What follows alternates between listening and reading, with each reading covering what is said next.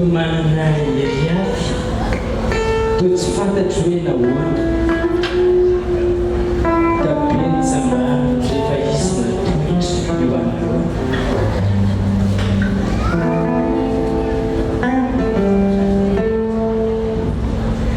voalohany mantsy no tadiavina foana hikaratsana atsiaro andanina fotoana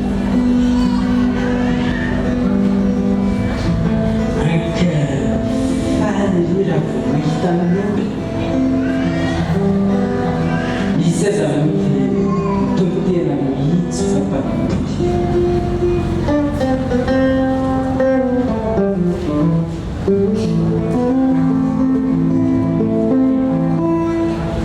nokony hitsara afera mamiky